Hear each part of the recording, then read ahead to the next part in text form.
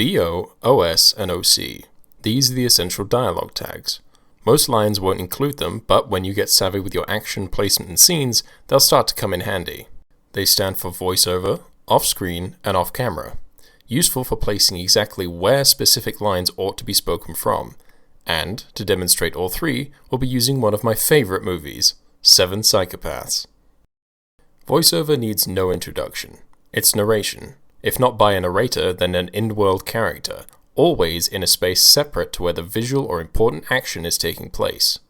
This is used throughout 7 Psychopaths, from Marty describing his psychopath characters. He's not even a priest. I just like the image of a Vietnamese guy in a priest's outfit with a snub-nosed 44. Anyway, his story is, he was in the Viet Cong for many years.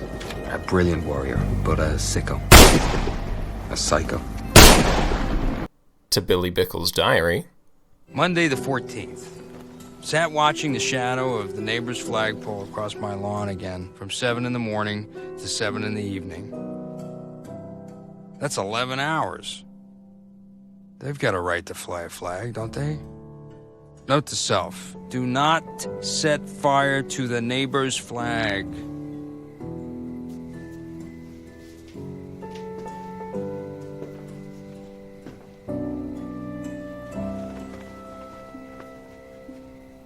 And I'd go so far to say Billy's script reading counts as voiceover, narration for a fictional shootout sequence he's imagined for Marty's movie. The Jacko Diamonds is waiting there with Bonnie, and he's arranged to give him back and have this whole thing end, because all he really wants is peace. You know, like Gandhi, or Jesus, or that other guy. Anyway, he's waiting there for the mafia boss, who's agreed to show up alone and unarmed, but yeah, guess what? Oh, wait a minute. Surely he knows that the mafia boss is a psycho. Why would he believe he'd show up alone and unarmed? Actually, researching this video, I found out that whole sequence was meant to be voiceover. But here's where things get tricky. Off-screen and off-camera. Seems simple, obvious even, but there is a big difference. According to a post on r/screenwriting 7 years ago, off-camera refers to a character who were off-camera at first, but on-camera later in the scene. Off-screen is people who will not be on camera at all. Wait, what? Why use camera to describe off-screen? And off-camera isn't necessarily true. They could be off-camera for an entire scene but still be present. What? User deleted isn't very clear, probably deleted for a good reason. So here's my rule of thumb. Off-camera means that were the camera to pan 360 degrees in any direction around the scene, the person speaking could be found. To be plain, off-camera means the camera could find them. Meanwhile, off-screen means just that, off-screen. The person speaking can be heard, but it's impossible for them to be visible in the scene. A good example would be a tannoy system or speakers, a phone call, or a conversation through a door. Then I hit a snag. I scrubbed each scene, read the script top to bottom. McDonough never wrote OC or off-camera once. Not one line of dialogue was intended as off-camera. However, in the film there are plenty of examples.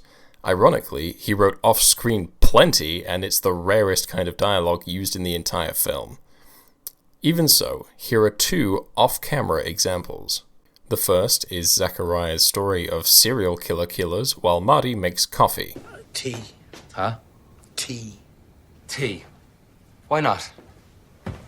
As the camera pans from Zach to Marty, his dialogue changes from on-camera, or regular, to off-camera, focusing on Marty making coffee, then back once again to Zachariah. Textbook. Well, I was a little wet behind the ears back then. I don't mind admitting it. I was burglarizing a house of this judge down in Delacroix, and let me tell you something, don't never burglarize a house of no judge down in Delacroix. Also, the action blended with dialogue in the script is fantastic, especially here. Marty goes through to the kitchen, flips the kettle on, and puts his head in his hands as he listens to Zachariah off-screen. Oh, fantastic. Anyway, the only other off-camera clip worth mentioning is this. And had a fucking name, and he's so good with his dying move. He throws his nunchuckers, and he kills 2 of the bastards. Nunchuckers are Japanese. Nunchuckers are Japanese. It was originally written as voiceover for the fictional shootout sequence, as I found out researching, but because of the way the movie was shot, this line from Marty was spoken mid-presentation in the desert with Hans and Billy. The camera is centered on Billy's story as we are members of his captive audience, yet had the camera panned to the left or had Marty moved into frame, he would have been on camera. Still with me? Now, off-screen. Here are some clips I thought were examples of off-screen dialogue. Girls down there. And I found a half alive another nigger girl. She came right along with him. And Throw your guns down! Well, the alcoholic gets it! Don't throw down shit, Billy! No, this is working out perfect. and In the tent, Dumbo! Now don't get mad. actually that last one was meant to be off-screen. Again, context of filming. But no, they're all either off-camera or just regular dialogue. Home! We're in the middle of the fucking desert, Billy! Yeah, that's the least of our worries. No, after hours and hours of painful searching, I found only one example of truly off-screen dialogue. It's this line from the phone call. Hello? Honey, listen, I can't exactly remember exactly what happened last night. Do the words, my girlfriend's a fucking bitch, mean anything to you? Kaya, Marty's, well, now ex-girlfriend, is never visible in this scene, nor can she be visible. Nonetheless, her line is spoken. Therefore, it's the only true use of off-screen dialogue in Seven Psychopaths. I think it's also the last thing she says. You'd think I would have picked a better movie and just moved on, but I guess not. We're just sticking with this. So, to summarize. Off-screen means impossible to be visible, for example, a phone call. Off-camera means the camera could find them, for example, elsewhere in a room or house. And voiceover is narration separate from the action. Knowing these definitions, it's down to you as a screenwriter to ask the questions. Is this character in the scene or elsewhere? Do I want them in the scene, and where? And is the dialogue elevated by delivering it off-camera, off-screen, or via voiceover?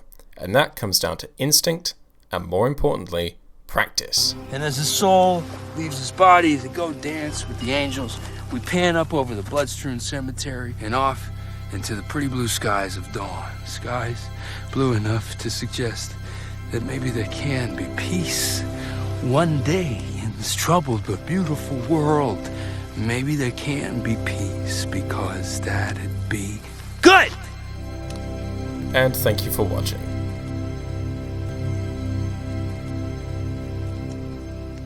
That's the end? Yeah!